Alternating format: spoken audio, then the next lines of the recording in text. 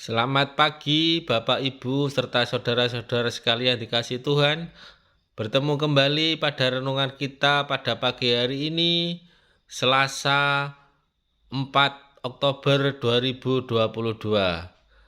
Sebelum kita memasuki renungan singkat pada pagi hari ini, marilah kita persiapkan hati kita untuk menerima firman Tuhan. Marilah kita berdoa.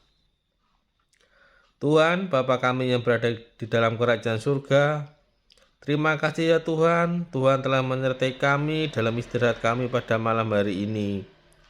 Tuhan, sebentar kami akan mendengarkan firman-Mu ini, urapi kami, persiapkan hati kami supaya kami dapat menerima firman-Mu ini dengan baik. Terima kasih Tuhan, haleluya, amin. Renungan kita pada pagi hari ini terambil dari Ulangan 31 ayat 1 sampai 13. Saya ulangi dari Ulangan 31 ayat 1 sampai 13. Dan sebagai ayat nasnya kita ambil ayat yang ke-12 yang demikian. Seluruh bangsa itu berkumpul, laki-laki, perempuan, dan anak-anak, dan orang asing yang diam di dalam tempatmu, supaya mereka mendengarkannya dan belajar takut akan Tuhan Allahmu, dan mereka melakukan dengan setia segala perkataan hukum Taurat ini. Judul pada renungan kita pada pagi hari ini yaitu Karya Pembebasan. Tanggal 1 Mei diperingati sebagai Hari Buruh Nasional. Konon peringatan ini pertama kali muncul di Amerika tahun 1886. Di Indonesia sempat senyap pada era Orde Baru. Hanya sekali diperingati pada tahun 1966.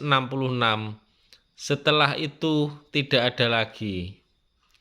Baru kembali muncul setelah insiden tewasnya penggiat hak buruh bernama Marsinah, buruh PT Catur Putra Surya Sidoarjo pada Mei 1993. Sejak saat itu setiap tanggal 1 Mei dipakai para buruh untuk melakukan aksi represif dalam bentuk demo.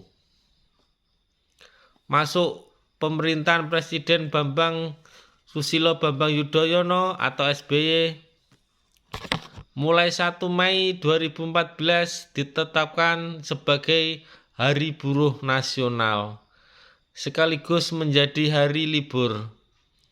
Tanggal 1 Mei merupakan hari penting untuk memperingati sebuah perjuangan hak asasi manusia, khususnya kaum buruh atau karyawan.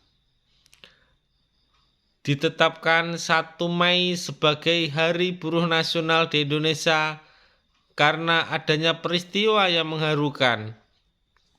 Nama Marsinah paling tidak menjadi pengingat yang tak terbantahkan. Ingat 1 Mei, ingat Marsinah. Mirip peristiwa Hari Buruh dalam rangka mewujudkan kesejahteraan hidup umat Israel ke depannya.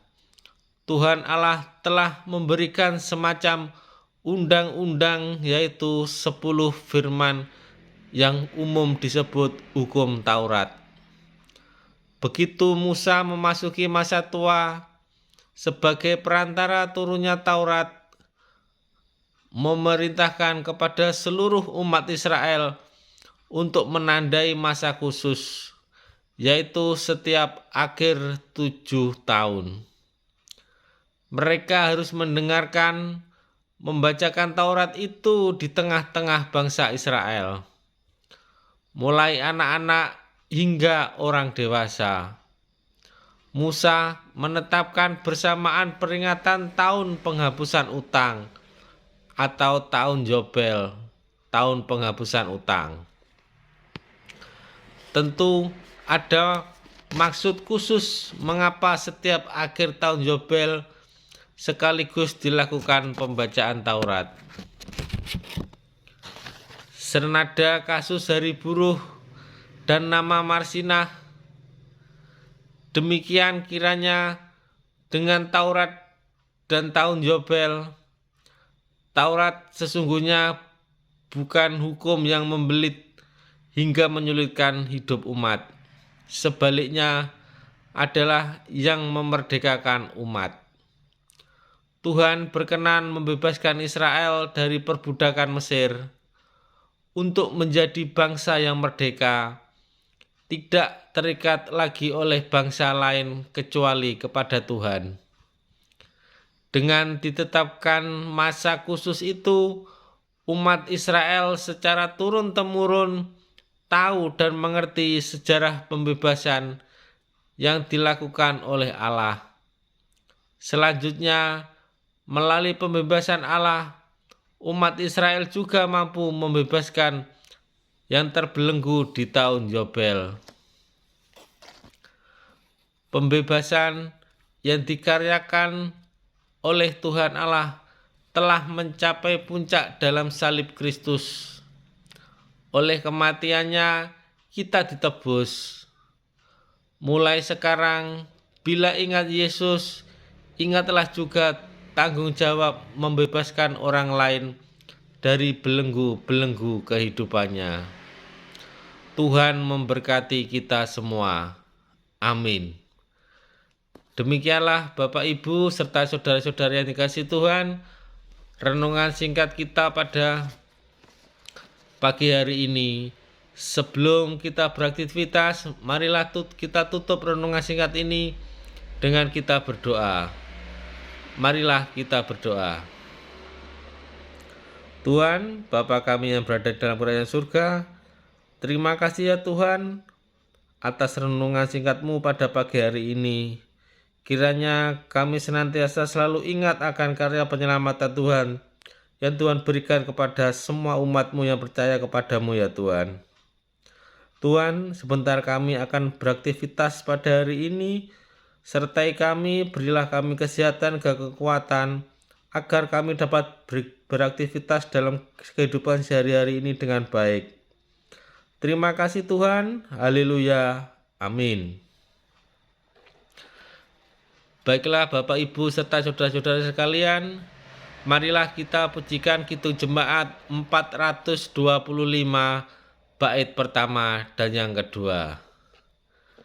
Terima kasih Bapak Ibu serta saudara-saudara sekalian, selamat pagi, selamat beraktivitas. Tuhan memberkati kita semua dan salam sehat selalu. Amin.